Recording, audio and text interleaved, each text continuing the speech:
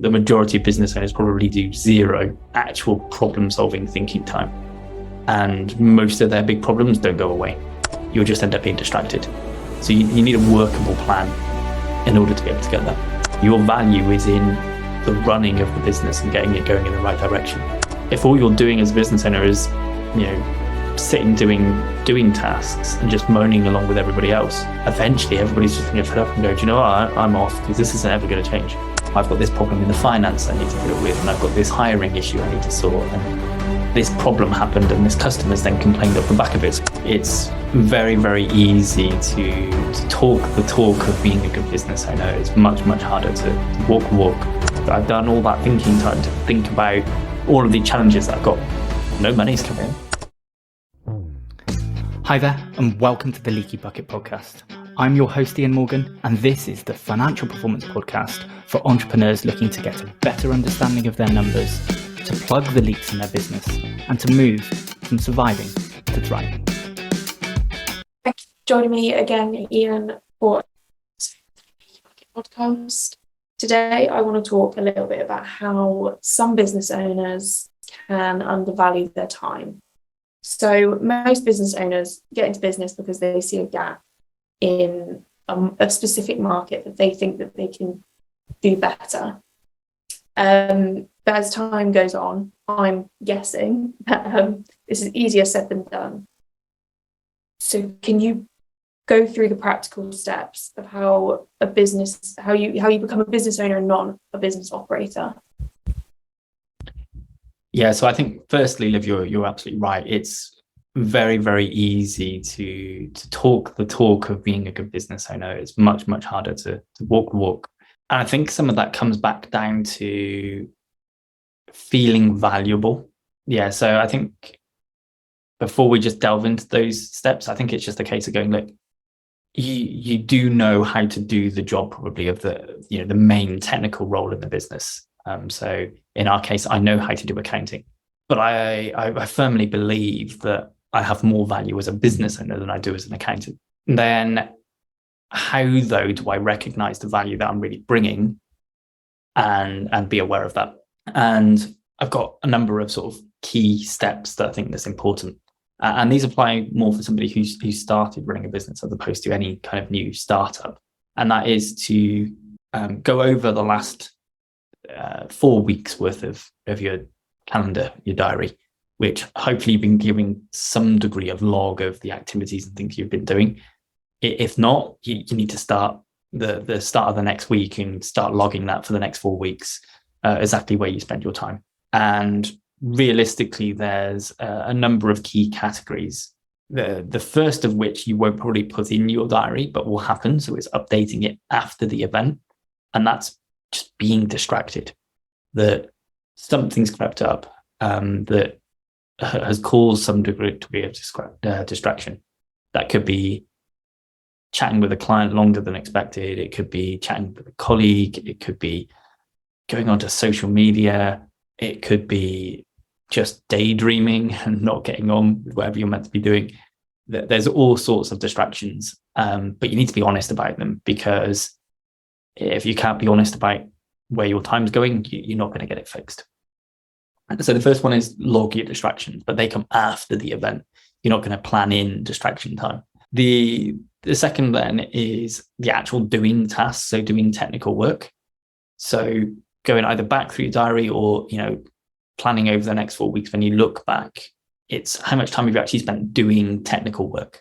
So where you've actually, in my case, that I've been reviewing sets of accounts or producing tax returns or checking over VAT stuff or producing health check reports.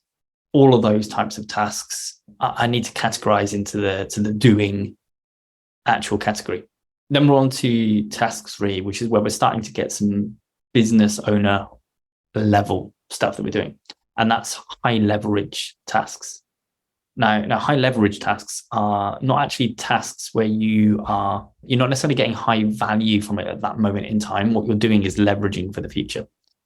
So, for example, you might go and train somebody how to do the health checks. Yes, talking about one of my doing tasks. So I go, how do I get one of my doing tasks? I need to train somebody to be able to do the health checks. if I can train them to do the health checks and I can get them to the level where they are at a good standard and they stuff that we can produce and send out, what I've now managed to do is reduce the number of doing tasks that I need to do because I've leveraged somebody else's time to be able to do that. So how much high leverage time was within your diary over the last 4 weeks? The other then is high value. So this is all the stuff where you're really achieving high value. So things like having conversations with any joint venture partners or anything like that, keeping up relationships maybe with key suppliers, getting feedback and that from the team and also from clients or customers, from then also working on strategy and tactics and implementation within the business. So I've got this problem. I need thinking time to be able to work out exactly what I need to do. And if you look at all those areas, obviously distractions have absolutely no value at all within the business. The doing tasks have a degree of value, but ultimately you can hire somebody to do those doing tasks, even if you hire somebody who's capable already, or you can hire somebody that needs a bit of training. The high leverage tasks are the tasks that you're doing. So I suppose you can include recruiting within that. So today I've done a couple of interviews and you go, that's a high leverage task because through doing those interviews, we'll then hire the appropriate people and those people will be able to take tasks off me, which in turn then will mean that I've got more time to do further high leverage or high value tasks. So then finally is the actual high value tasks, and they have the highest value. But, and here comes the bit of the kicker, I suppose, within this, is high value tasks pay in the long term, not in the short term. So the challenge of a business owner is to go, yeah, but I can't see the value in that task. I've done all that thinking time to think about all of the challenges that I've got. No money's come in. So actually I need to go and do, in my case, another set of accounts. Because if I do another set of accounts, somebody's paying for that right now, so I can see the money. So definitely in the earlier stages of the business, you need to be doing. But then as you get people doing for you, now you need to be working towards those other levels. So back to the practicalities, right? So once you've got that actual add up of all of your time over the last 4 weeks, you then just need to work out the percentage of time you spent in each area. And you're ultimately then going to get to a position where you can see how much long-term value are you really bringing to the business. Because if doing a technical role in your business is a £30,000 a year salary, for example, you could hire somebody to do that at £30,000 a year. So why are you, as the business owner, who could be doing tasks that are worth probably multiple six figures per year, why are you doing a task that somebody could be hired at £30,000 a year to do? And now you've got this sort of percentage split that hopefully you've been extremely honest with yourself on. The next step is to go, okay, great. I know where my split lies. What would I like it to be? And break that down into mini chunks. Go, okay, great. So maybe it'd be 90% of my time I want to spend on high value ideas. Great. But what are those high value tasks and ideas that you're going to be actually working on? So you do need to break it down and go, okay, these are the number of hours actually per week I'd spend on doing this and doing that. And the quick way to spot somebody who's got a high value, high leverage calendar versus somebody who doesn't is the number of appointments, the number of tasks. Somebody who's working on high leverage, high value tasks will usually have a smaller number of individual tasks that are for a longer period of time each. Whereas somebody who's working on lots of doing tasks will usually have lots and lots of appointments or individual blockouts, but they're a small 30-minute, maybe an hour each time. So with that clarity in mind, now you can go, okay, I know where I want it to be and what I want it to look like, and I know where it is now. And then it comes to the obstacles. What's actually stopping you launching that diary and that calendar plan next week? And you're probably not going to be able to do it all at once, because there's going to be some of those tasks within there that you're going to go, yeah, that I can't do. So it could be, I talked about health checks and go, actually back to that same thing to go, but there's a training issue. So if I can block in some time that I can do training, I could probably make a few changes next week. I can do those trainings. Somebody else can then take that role on. So then the following week I can go, okay, now in that time that was there, now I can do a bit more training. So you'll probably find the first shift is towards high leverage before then shifting towards high value. But if you don't have the time to do the high leverage, then you're not going to make the shift from the doing. And if you're doing and you know you should be, in fact, on the high leverage and high values, your distractions will go up because you'll be aware to go, do you know what? I'm not doing what I know I should be doing. But you don't know how to get there. You'll just end up being distracted. So you need a workable plan in order to be able to get that. Prioritizing your time, I guess. What are some of the benefits of doing with your calendar and kind of working through it like that?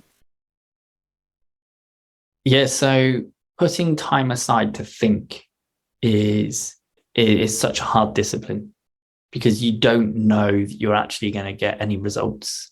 So some of the key problems and challenges in the business, you don't know how to fix by just hoping that it will come to you one day. You need to actually sit down and do active thinking, write down and go, this is the problem I'm trying to fix. This is what I'd like the outcome to be. This is where I'm at right now. And these are the obstacles that are stopping me getting there. And then go, okay, great. What ideas have I got that would eliminate that obstacle? And if I did that, what problem would that cause? And what's the benefits and what's the pitfalls?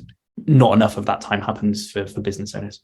Like full stop. The majority of business owners probably do zero of actual problem solving thinking time. And most of their big problems don't go away because they're not doing anything active to eliminate them.